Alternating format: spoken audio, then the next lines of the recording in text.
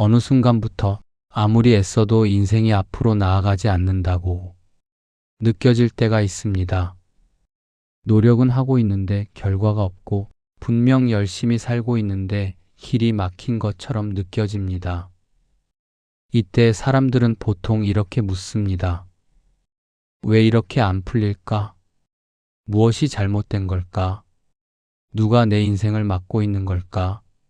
하지만 부처님은 이런 질문을 던지지 않으셨습니다. 부처님은 인생이 막힐 때 상황을 바꾸는 질문이 아니라 자신을 되돌리는 질문을 먼저 하라고 하셨습니다. 오늘 이 영상에서는 부처님이 가르쳐 주신 단 한 가지 질문을 중심으로 왜 인생이 막히는 순간이 오는지, 그리고 그 막힘이 풀리기 시작하는 정확한 지점을 차분히 이야기해 보려 합니다. 지금 삶이 답답한 분, 계속 같은 자리에서 맴도는 느낌이 드는 분이라면 이 이야기를 끝까지 들어보시기 바랍니다.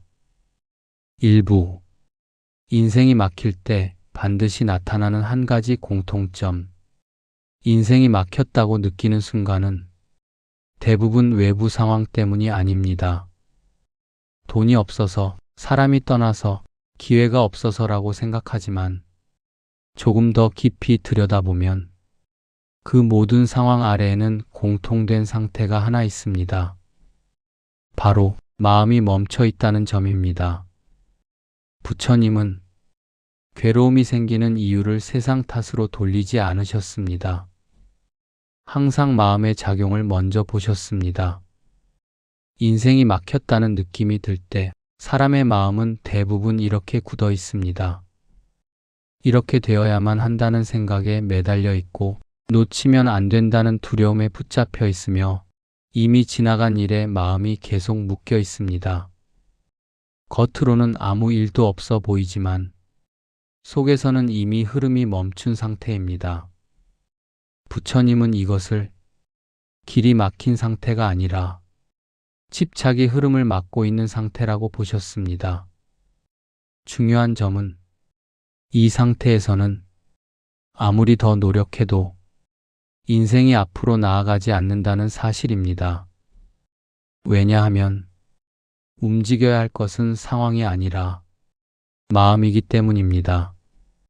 사람들은 보통 무언가를 더 얻어야 길이 열린다고 생각합니다. 더 많은 돈, 더 좋은 관계, 더 확실한 보장. 하지만 부처님은 반대로 말씀하셨습니다. 인생이 막힐 때는 더 붙잡아서가 아니라 이미 붙잡고 있는 것을 알아차리지 못해서라고. 그래서 부처님은 인생이 막히는 순간마다 단 하나의 질문을 던지셨습니다. 그 질문은 누가 잘못했는가도 아니고 언제 풀릴 것인가도 아닙니다. 다음 장에서 그 질문이 무엇인지, 그리고 왜 이 질문 하나가 인생의 흐름을 다시 움직이게 만드는지 이야기해 보겠습니다. 2부 부처님이 인생이 막힐 때 던지신 단 한 가지 질문. 부처님이 인생이 막히는 순간마다 반드시 먼저 던지셨던 질문은 의외로 아주 단순합니다. 그 질문은 이것입니다. 지금 이 괴로움은 내가 무엇을 붙잡고 있기 때문에 생긴 것인가? 부처님은 괴로움이 생겼을 때 그 원인을 밖에서 찾지 않으셨습니다. 상황이 잘못됐는지, 사람이 문제인지 묻지 않으셨습니다. 항상 이 질문으로 돌아오셨습니다. 지금 이 마음은 무엇을 놓지 못하고 있는가? 이 질문이 중요한 이유는 인생이 막히는 순간이라는 것이 사실은 무언가가 끝까지 붙잡힌 상태이기 때문입니다. 관계가 막힐 때를 떠올려 보면 그렇습니다. 상대가 변하지 않아서 힘든 것 같지만 실제로는 이 관계가 반드시 이래야 한다는 생각을 내가 붙잡고 있는 경우가 많습니다. 돈이 막힐 때도 마찬가지입니다. 돈이 없어서 괴로운 것 같지만 그 안을 들여다보면 이만큼은 있어야 안전하다는 기준을 마음이 놓지 못하고 있는 경우가 많습니다. 부처님은 이런 상태를 실패라고 부르지 않으셨습니다. 집착이라고 부르셨습니다. 집착은 나쁜 사람이어서 생기는 것이 아닙니다. 살아남기 위해, 지키기 위해, 버티기 위해 생긴 마음의 습관입니다. 하지만 문제는 이 집착이 언제나 흐름을 멈추게 만든다는 데 있습니다. 부처님은 강물의 돌을 꽉 붙잡고 있는 사람을 비유로 드셨습니다. 돌을 쥔 손은 움직이려고 애써도 계속 가라앉을 수밖에 없습니다. 그때 필요한 것은 더 세게 헤엄치는 것이 아니라 손을 펴는 것입니다. 이 질문은 바로 그 손을 펴기 위한 질문입니다. 지금 내가 괴로운 이유는 상황 때문이 아니라 내가 끝까지 쥐고 있는 생각 하나 때문이 아닐까? 이 질문을 스스로에게 던지는 순간 사람의 마음에는 아주 미세한 틈이 생깁니다. 아직 놓지 못해도 괜찮습니다. 중요한 것은 붙잡고 있다는 사실을 처음으로 알아차리는 것입니다. 부처님은 알아차림이 시작되는 순간부터 이미 괴로움은 절반이 사라진다고 하셨습니다.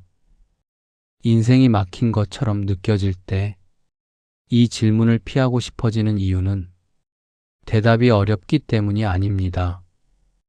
대부분 이미 알고 있기 때문입니다. 다음 장에서는 이 질문을 실제 삶에서 어떻게 마주해야 하는지, 그리고 이 질문을 잘못 사용했을 때 오히려 더 괴로워지는 이유까지 차분히 이야기해 보겠습니다. 3부. 이 질문을 잘못 사용하면 인생은 오히려 더 막힙니다. 많은 사람들이 이 질문을 듣는 순간 바로 이렇게 적용하려 합니다. 내가 뭘 붙잡고 있지? 그럼 다 내려놓아야 하나? 이 정도는 욕심이니까 버려야 하나? 하지만 부처님이 말씀하신 질문은 자기를 몰아붙이기 위한 질문이 아니었습니다. 이 질문을 잘못 사용하면 사람은 오히려 더 깊은 괴로움에 빠집니다. 왜냐하면 대부분의 사람들은 놓아야 한다는 말 앞에서 자기 자신을 단속하려 들기 때문입니다. 이러면 안 되지. 이 욕심을 버려야지. 왜 아직도 이걸 놓지 못할까? 이 순간부터 질문은 수행이 아니라 자기 비난이 됩니다. 부처님은 자기를 괴롭히는 수행을 한 번도 가르치지 않으셨습니다. 집착을 없애려는 순간 사람은 또 다른 집착을 만들어냅니다. 바로 집착하지 않아야 한다는 집착입니다. 그래서 인생이 더 막힙니다. 부처님이 말씀하신 길은 놓으려는 길이 아니라 알아차리는 길이었습니다. 지금 이 마음이 무엇을 붙잡고 있는지 좋고 나쁨 없이 바라보는 것, 이 질문을 던질 때 절대 해서는 안 되는 태도가 하나 있습니다. 바로 당장 답을 내리려는 태도입니다. 부처님은 질문을 던진 뒤 곧바로 해결하려 들지 않으셨습니다. 왜냐하면 마음은 명령으로 움직이지 않기 때문입니다. 억지로 내려놓으려 하면 오히려 더 단단히 붙잡게 됩니다. 그래서 이 질문은 결론을 내리는 질문이 아니라 머무는 질문이어야 합니다. 지금 나는 무엇을 붙잡고 있구나. 아직은 놓을 수 없구나. 그래도 괜찮다. 이 태도가 생기는 순간 마음은 처음으로 조금 느슨해집니다. 부처님은 이 느슨해짐이 바로 흐름이 다시 시작되는 지점이라고 하셨습니다. 다음 장에서는 이 질문이 관계, 돈, 선택의 순간에서 어떻게 전혀 다른 결과를 만들어내는지 구체적인 이야기로 풀어보겠습니다. 4부. 관계에서 인생이 막힐 때 이 질문이 작동하는 방식. 사람들이 인생이 막혔다고 느끼는 순간을 돌아보면 대부분 그 시작에는 사람과의 관계가 있습니다. 갑자기 멀어진 사람, 아무리 애써도 풀리지 않는 갈등, 말하지 않았지만 계속 마음에 남는 감정. 겉으로 보면 상대가 문제인 것처럼 보입니다. 그 사람이 변했기 때문이고 그 사람이 이해해주지 않기 때문이라고 생각합니다. 하지만 부처님은 관계가 막힐 때도 같은 질문으로 돌아오라고 하셨습니다. 지금 이 괴로움은 내가 무엇을 붙잡고 있기 때문에 생긴 것인가? 이 질문을 관계에 그대로 대입해보면 의외의 장면이 드러납니다. 우리는 보통 이 사람은 이래야 한다는 기대를 아주 단단히 쥐고 있습니다. 부모는 이 정도는 해줘야 하고 연인은 이렇게 행동해야 하며 가까운 사람일수록 내 마음을 알아줘야 한다고 믿습니다. 이 기대는 사랑처럼 보이지만 사실은 마음속 기준입니다. 상대가 그 기준에서 벗어나는 순간 관계는 막히기 시작합니다. 부처님은 관계를 괴롭히는 것은 상대의 행동이 아니라 내가 만든 기준이라고 보셨습니다. 그래서 이 질문은 상대를 향하지 않습니다. 항상 나에게로 돌아옵니다. 지금 나는 이 사람이 반드시 이래야 한다는 생각을 붙잡고 있지는 않은가? 지금 나는 이 관계가 끝나면 안 된다는 두려움을 놓지 못하고 있지는 않은가? 이 질문을 던지는 순간 관계의 문제가 갑자기 해결되지는 않습니다. 하지만 마음속 긴장이 분명히 달라집니다. 상대를 바꾸려는 힘이 빠지고 나를 방어하던 마음이 조금 내려옵니다. 부처님은 관계가 풀리는 첫 순간은 화해의 말이 아니라 기대가 내려오는 순간이라고 하셨습니다. 기대를 내려놓는다고 해서 관계를 포기하는 것은 아닙니다.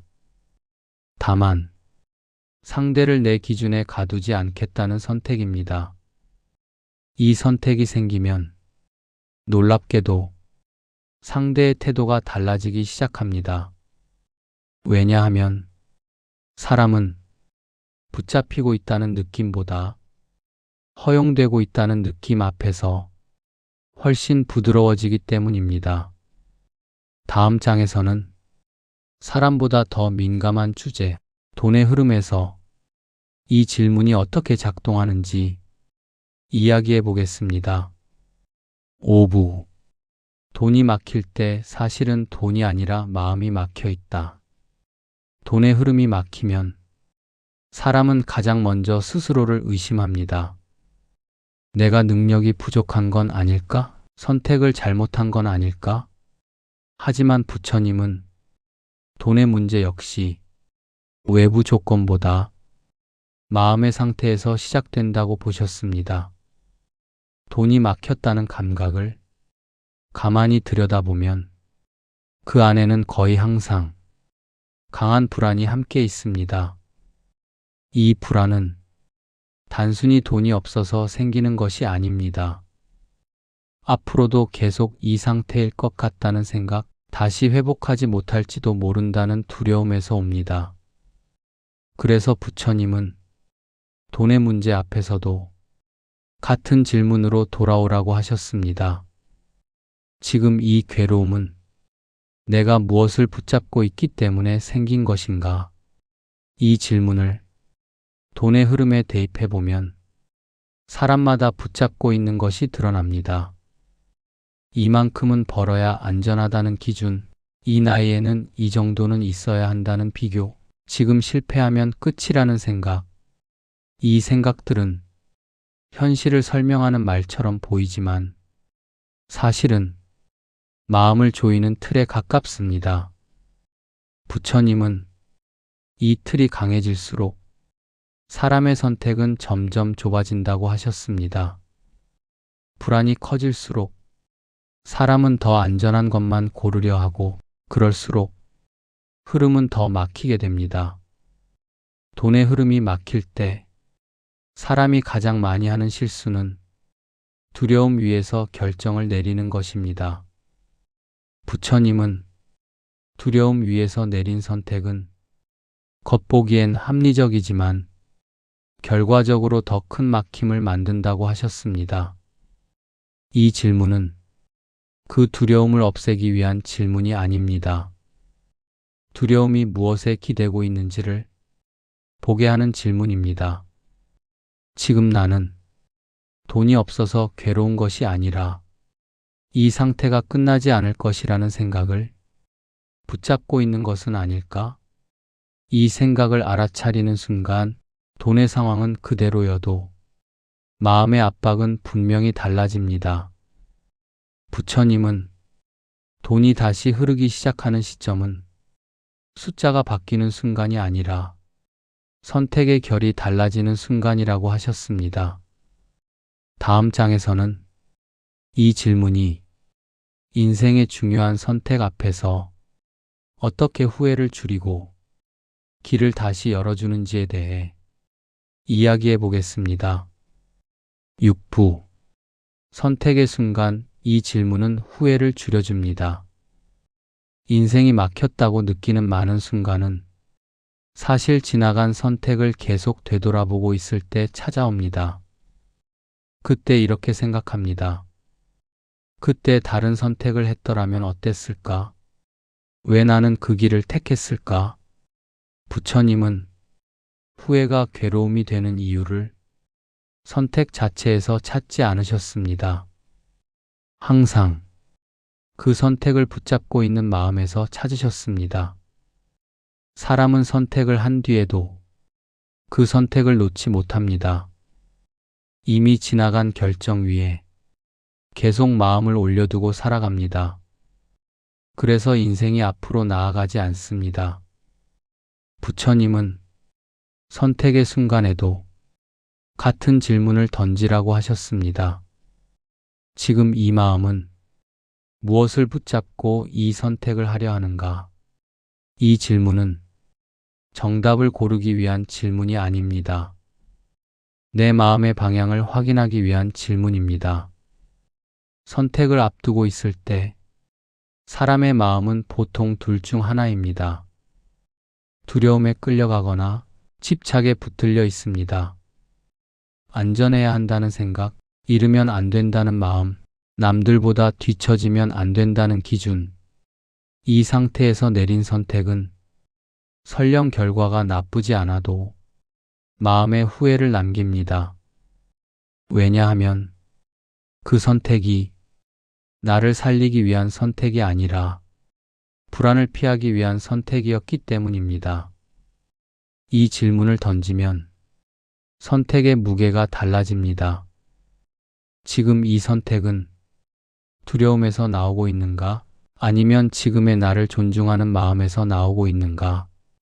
부처님은 올바른 선택이란 항상 성공하는 선택이 아니라 선택한 뒤에도 마음이 무너지지 않는 선택이라고 하셨습니다.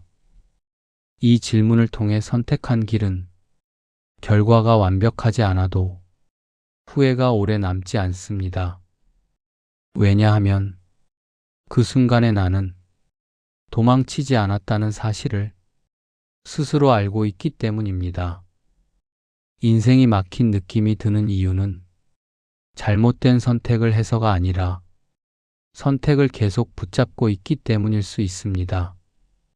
다음 장에서는 이 질문을 삶에 던지기 시작했을 때 어떤 미묘한 변화들이 나타나는지, 그리고 인생이 다시 움직이기 시작할 때 반드시 보이는 징조에 대해 이야기해 보겠습니다. 7부 인생이 다시 움직이기 시작할 때 반드시 나타나는 신호들. 이 질문을 삶에 던지기 시작했다고 해서 곧바로 인생이 달라지는 것은 아닙니다. 오히려 처음에는 아무 변화가 없는 것처럼 느껴집니다. 상황도 그대로이고 문제도 여전히 남아 있습니다. 하지만 부처님은 인생이 다시 움직이기 시작할 때는 항상 소리 없이 신호가 나타난다고 하셨습니다. 가장 먼저 변하는 것은 상황이 아니라 마음의 반응입니다. 예전 같았으면 같은 일 앞에서 즉시 불안해졌을 마음이 조금 늦게 흔들립니다. 문제가 사라지지는 않았지만 그 문제에 붙잡히는 시간이 눈에 띄게 짧아집니다. 부처님은 이 짧아진 시간을 흐름이 다시 생겼다는 증거로 보셨습니다. 두 번째 신호는 감정이 단순해진다는 것입니다. 예전에는 분노와 후회와 두려움이 한꺼번에 몰려왔다면 이제는 하나의 감정만 남습니다. 괴로움이 사라진 것은 아니지만 복잡하지 않다는 느낌이 듭니다. 부처님은 마음이 단순해질수록 길은 더 분명해진다고 하셨습니다. 세 번째 신호는 사람과 상황을 대하는 태도가 조금 느슨해진다는 것입니다. 꼭 이래야 한다는 생각이 조금 덜 중요해지고 지금 이대로도 버틸 수 있겠다는 감각이 생깁니다. 이 느슨함은 포기가 아니라 유연함입니다. 이 지점에서 인생은 서서히 방향을 바꾸기 시작합니다. 네 번째 신호는 작은 선택이 쉬워진다는 것입니다. 완벽한 답을 찾지 않아도 지금 할 수 있는 한 걸음이 보이기 시작합니다. 부처님은 큰 깨달음보다 이 작은 움직임을 훨씬 중요하게 보셨습니다. 그리고 마지막 신호는 혼자라는 느낌이 약해진다는 것입니다. 문제가 해결되지 않아도 이 상황을 혼자서만 견뎌내고 있다는 감각이 조금 옅어집니다. 부처님은 이때를 마음이 제자리로 돌아오기 시작한 순간이라고 하셨습니다. 다음 장에서는 이 모든 이야기를 하나로 모아 부처님이 남기신 수행 질문을 다시 정리하고 이 질문을 삶에 두는 방법으로 조용히 마무리해 보겠습니다. 8부. 인생이 막힐 때마다 이 질문으로 다시 돌아오십시오. 지금까지 인생이 막히는 순간마다 부처님이 던지셨던 단 한 가지 질문을 따라왔습니다. 지금 이 괴로움은 내가 무엇을 붙잡고 있기 때문에 생긴 것인가? 이 질문은 상황을 바꾸기 위한 질문이 아닙니다. 나를 고치기 위한 질문도 아닙니다. 부처님은 이 질문을 삶을 다시 흐르게 하는 자리로 보셨습니다. 인생이 막혔다고 느껴질 때 우리는 보통 답을 찾으려 애씁니다. 왜 이런 일이 생겼는지, 언제 끝날지, 어떻게 해야 빨리 벗어날 수 있는지. 하지만 부처님은 답보다 먼저 머무를 자리를 알려주셨습니다. 지금 이 마음은 무엇을 붙잡고 있는가? 이 질문 앞에서는 서두를 필요도 없고 옳고 그름을 가릴 필요도 없습니다.